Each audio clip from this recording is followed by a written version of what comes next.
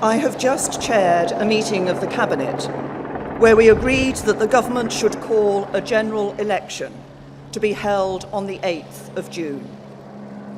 I want to explain the reasons for that decision, what will happen next, and the choice facing the British people when you come to vote in this election.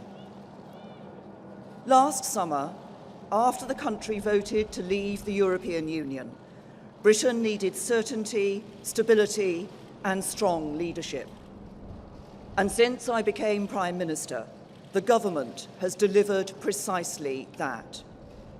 Despite predictions of immediate financial and economic danger, since the referendum, we have seen consumer confidence remain high, record numbers of jobs, and economic growth that has exceeded all expectations. We have also delivered on the mandate that we were handed by the referendum result. Britain is leaving the European Union, and there can be no turning back. And as we look to the future, the government has the right plan for negotiating our new relationship with Europe. We want a deep and special partnership between a strong and successful European Union and a United Kingdom that is free to chart its own way in the world. That means we will regain control of our own money, our own laws, and our own borders. And we will be free to strike trade deals with old friends and new partners all around the world. This is the right approach, and it is in the national interest. But the other political parties oppose it. At this moment of enormous national significance, there should be unity here in Westminster, but instead there is division.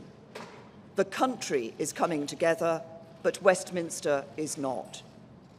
In recent weeks, Labour have threatened to vote against the final agreement we reach with the European Union. The Liberal Democrats have said they want to grind the business of government to a standstill. The Scottish National Party say they will vote against the legislation that formally repeals Britain's membership of the European Union. And unelected members of the House of Lords have vowed to fight us every step of the way. Our opponents believe, because the government's majority is so small, that our resolve will weaken and that they can force us to change course. They are wrong. They underestimate our determination to get the job done.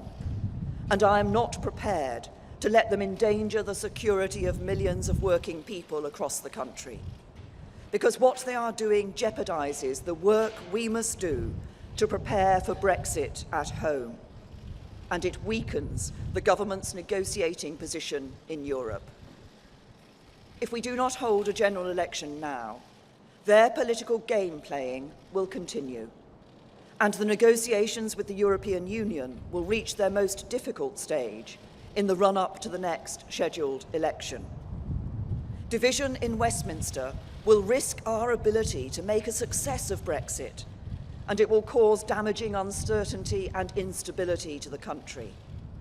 So we need a general election, and we need one now, because we have at this moment a one-off chance to get this done while the European Union agrees its negotiating position and before the detailed talks begin. I have only recently and reluctantly come to this conclusion.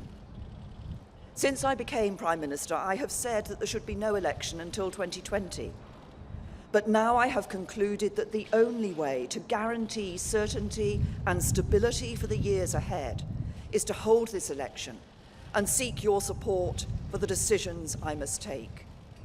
And so tomorrow, I will move a motion in the House of Commons calling for a general election to be held on the 8th of June. That motion, as set out by the Fixed Term Parliament Act, will require a 2/3 majority of the House of Commons. So I have a simple challenge to the opposition parties. You have criticised the government's vision for Brexit. You have challenged our objectives. You have threatened to block the legislation we put before Parliament. This is your moment to show you mean it, to show you are not opposing the government for the sake of it, to show that you do not treat politics as a game. Let us tomorrow vote for an election. Let us put forward our plans for Brexit and our alternative programmes for government, and then let the people decide. And the decision facing the country will be all about leadership.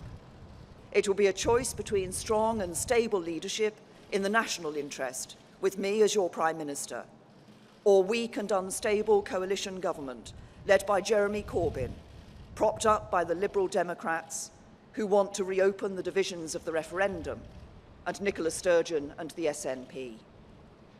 Every vote for the Conservatives will make it harder for opposition politicians who want to stop me from getting the job done. Every vote for the Conservatives will make me stronger when I negotiate for Britain with the Prime Ministers, Presidents and Chancellors of the European Union. Every vote for the Conservatives will mean we can stick to our plan for a stronger Britain and take the right long-term decisions for a more secure future.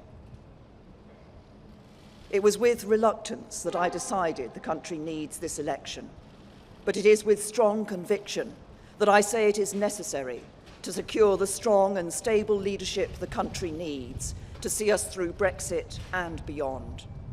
So tomorrow, let the House of Commons vote for an election. Let everybody put forward their proposals for Brexit and their programmes for government.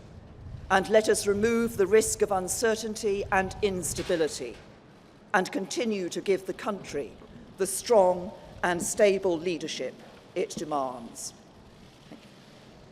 Ignition. Lift off.